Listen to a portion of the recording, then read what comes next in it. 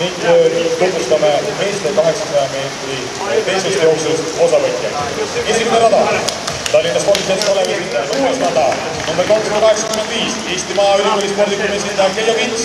7. rada, number 297, Tartu spordiselts Kalevi esindaja Rauno Laumets ja 8. rajal number 319, spordiklubi sportkeskus.ee esindaja Arne Kirk.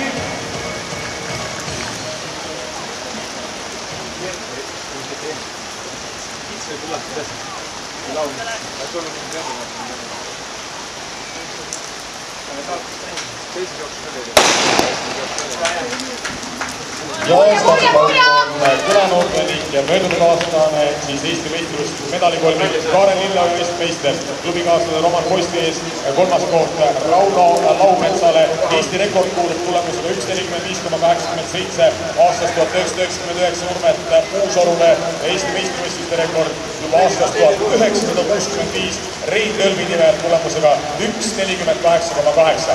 No kindlasti on 800 meetri jooksus selline klassi piir minut ja 50 sekundit. Täna ilmselt selles tugevas vihmavalikus seda aega mehed üritavad rünnata, aga kergelt see ei lähe. Aga esimese ringi lõpuks siis tempo on päris korralik üles lõutud ja vaatame siis, millise ringi ajaga see läbitakse, kui Nikolai Petekin, kes tänavu Rakveres jooksis isikliku rekord 1 minut 48,48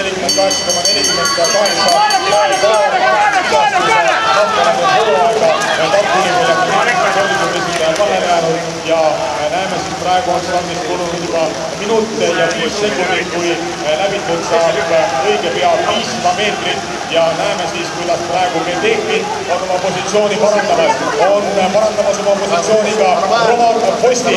Roman Posti, Stamina spordiklubi, Stamina transportjooksu tiimi esindaja ja näeme, kuidas üks konkurentidest on praegu võtmas Petekini selja taha suhteliselt kergelt. Roman Postist möödumas on 30 on praegu tõmmanud väikese vahe järgmistega sisse mullune meister Kaarel Lilleoja jooksmas hetkeseisuga 5. positsioonil parandama oma positsiooni ja näeme siia finišiselga tulemas praegu Keijo Kits, suurepärast hooaega tegev mees siis, kes esindas Eestiga Ostramas toimunud Noorsoon Euroopa meistrivõistlustel kroonitakse täna enda jaoks võib-olla kõrvalala 800 meetri jooksus Eesti meistriks ja suurepärane esindus Keijo Kitselt, väga küpse jooksuga tegemist on tänavu siis Tartu jooksumaratoni 3.